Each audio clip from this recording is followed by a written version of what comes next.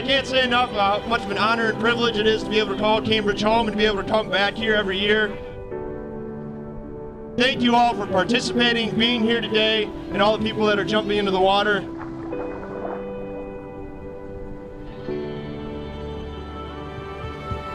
One message I always like to make when talking here is we may do the dip, we have it, it exists because we lost someone.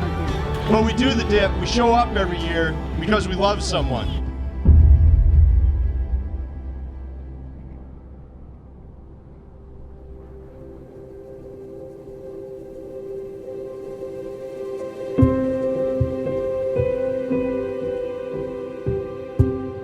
What makes Cambridge so special or so unique is just the relationships that everybody has. The community is very close. I mean, there's a lot of kids that had family here that's been here for years. You grow up with people that know you, families know families. You knew everybody from freshman year, sophomore year, junior year. I mean, you knew everybody that wasn't even in your grade originally. I met Dozer. I was probably on some sort of athletic field early on, whether it was elementary school or middle school. You know, small towns, just about everybody plays everything to field a full team. We've been friends as long as I can remember. We used to ride our bikes everywhere. I remember as a kid, but we'd go back and forth to each other's houses, football games to basketball, I mean, everything. There wasn't much we didn't do together. Dozer was just a tough kid. He was a big, bulky guy. He had a great sense of humor, and he had an uncontrollable laugh that would make everybody else laugh. He didn't let people know that he was intelligent, but he was a really smart guy. I know he was a peer assistant in a class that I was taking. He kind of, you have to kind of go out of your way to want to assist a teacher. Kind of hung out with some of us other guys that weren't on that end of the spectrum. He was smart enough to put his love of like motors and that to like a science too. I mean, he was one of the smartest kids I've ever known. Dustin was the epitome of a teammate. People respected him. He was a guy that got along with a variety of group of kids, almost like a chameleon. He would blend into any type of group and certainly spoke volumes who he was. When he stepped on the football field, his presence set the standard for himself. Dozer's nickname in football, as an O-lineman or D-lineman, you want to create movement. You want to block people or get them out of the way, and he was really good at that. Kind of like a Dozer machine. It was a great name. It was intimidating almost, and it just fit him well. He wanted to be the captain of the line, and he wanted to develop everybody around him to make them understand the importance of that position. He demanded respect in a way that some kids just don't understand at that age. There's kind of this way that the offensive linemen like to treat their quarterbacks to, take care of them, and that's kind of a football thing. And he was always really good at it. He knew how to take care of me, and he made it a lot of fun to play with. He was a young man that had to deal with some limitations. You never really knew about it. Playing high school sports, he had 2 different shoes on. When Dustin was younger, he had to have surgery on his foot because one was bigger than the other. He'd always have to have a cast on. But he never complained about it. He never used it as a crutch, whereas that would have been an easy way out for a lot of people. He was too proud of himself to even talk about that, and he'd usually kick your ass if you talked about it. So, some of his special qualities were not necessarily in the game of football, but things that made him successful and the team successful outside the game. One of the times we huddled up before our next play, Dustin noticed that my shoelace was untied, he did not miss a beat. He just immediately got down on his knees and started tying my shoes. It was a little embarrassing, actually, but it was like a perfect embodiment of his good nature. He was willing to just help out and do things. He wasn't afraid to serve people, to get on his knees and serve people, and he was just in it. He was always in it.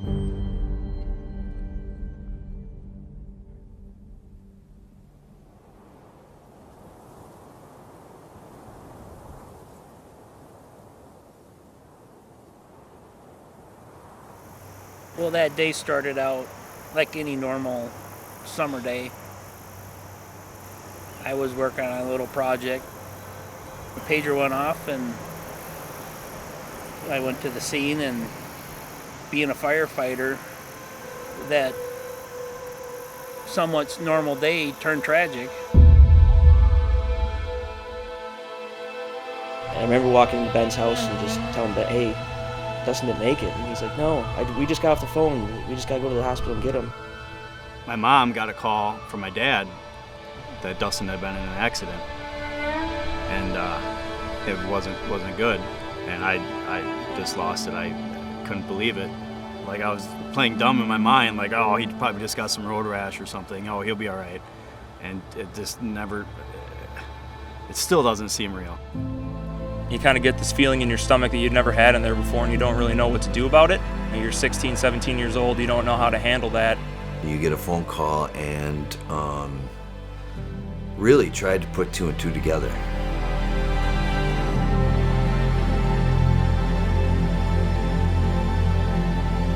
You took a group of kids that all of a sudden were fun-loving, and you had to talk to them about real life stuff. We stayed at Ben's house for like the next 3 days without leaving. I mean, I think we just needed each other. All the guys came out, and it took a long time to sink in.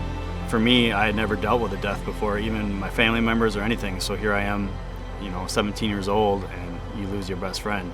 It definitely a day I'll never forget. We were 3 days away from going into summer camp, and so we had a lot of decisions to make, and ultimately what we made was a decision we thought Dozer would want us to do, and that was move forward.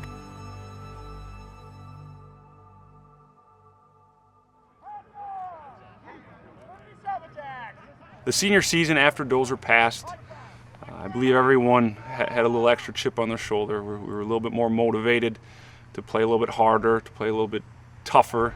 We had a lot of help in the community, coaching staff, parents who helped us to kind of channel our grief and emotions and let us process them, but also kind of focus them on positive goals and positive energy. We had some kind of meetings and conversations with coaches and captains to figure out what do we want to do this year to, make sure that we gave it our all and that we didn't feel like we left anything in the tank, and that we kind of had the motto of, do it for Dozer was a pretty simple little tag word that was flying all around, not just our town, but, got to surrounding communities. We got the rock. The rock was something to us. Every game, we went out and touched the rock, and you felt like Dozer was there. The start of the season, we knew we had something special. We knew we had a lot of guys that had playing time, and the expectation was there. Obviously, we had this weight bearing on us, but I don't think it was any more pressure. It just was motivation.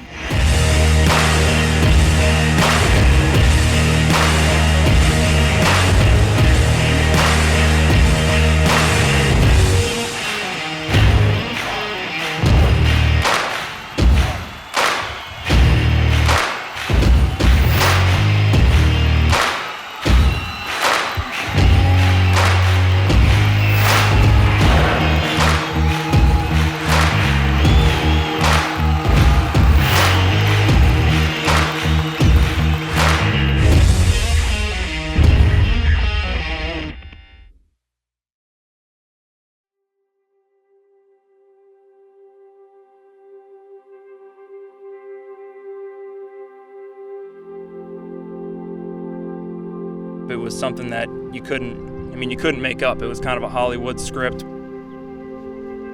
He had almost talked about the team that we were playing in the final game that year, playing for the conference championship, and it was like, did this guy have like a ability that we didn't know about, like an ability to see into the future, because it was written just so perfectly with how the events played out that year.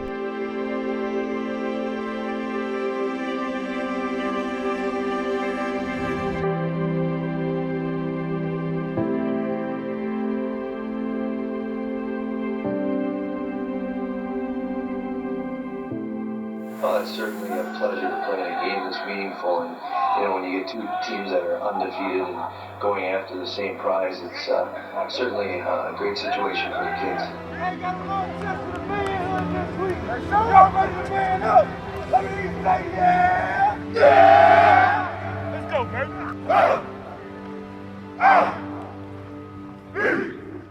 The last game was against Columbus, and both of those teams were undefeated, so the winner would have been the conference champion. They were a bigger school, a higher division, had success the previous few years, and we were the underdog going into it.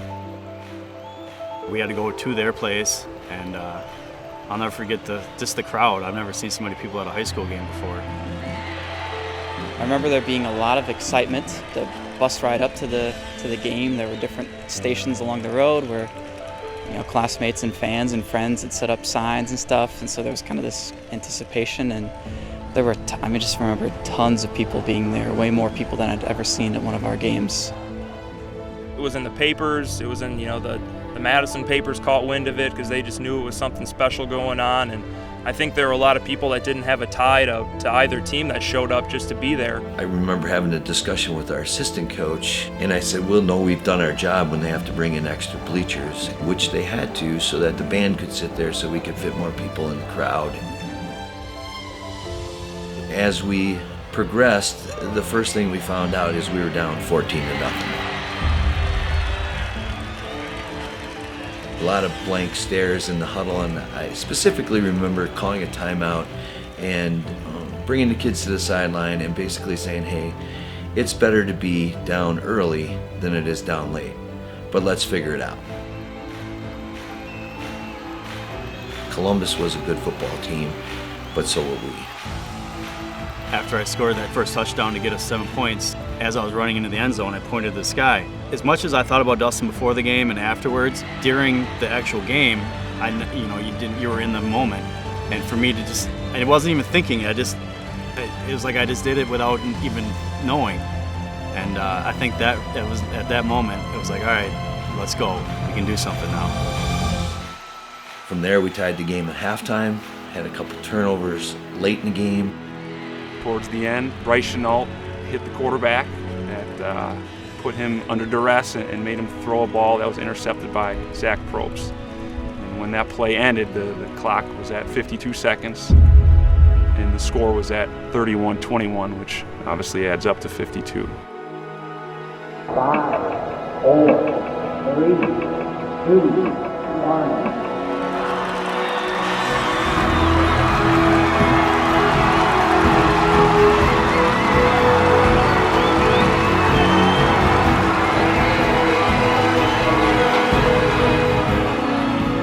The game, and at the end, just the realization we'd accomplished what we'd set out to do, and we'd honored our teammate and our friend. The special moment was coming back on the bus and the fire trucks and people lying down. It was a true community coming together.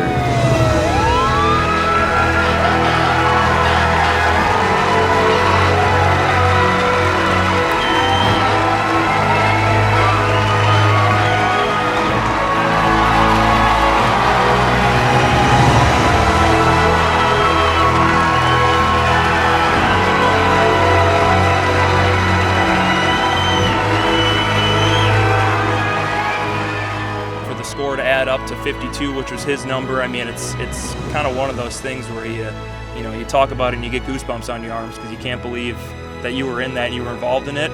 There's something above us that he was there with us. And I know that season gave Kim, for how much she had to go through, and Kim and Dale, to maybe take their mind off a little bit during the football season. And to be part of that, I know it meant a lot to her and it meant a lot to us. Certainly is something that will go and, be remembered.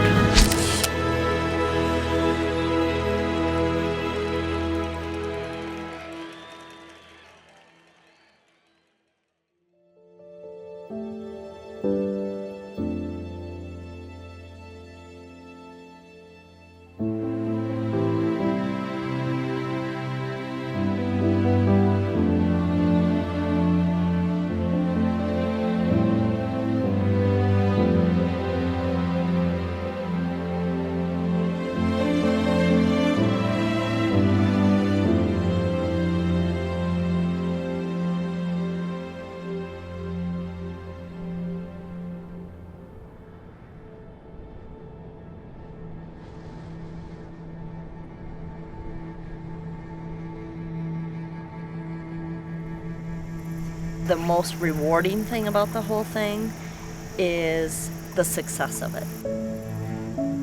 People truly mark it on their calendar. They know always the second weekend of February, that's the dip. It brings healing to the entire community, and it truly is the largest community event in Cambridge now.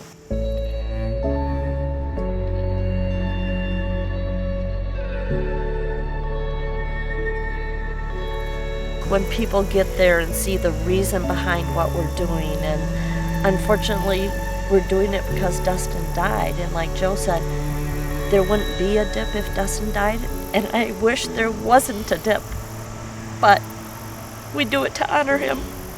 And every year we say he's looking down going, you guys are crazy.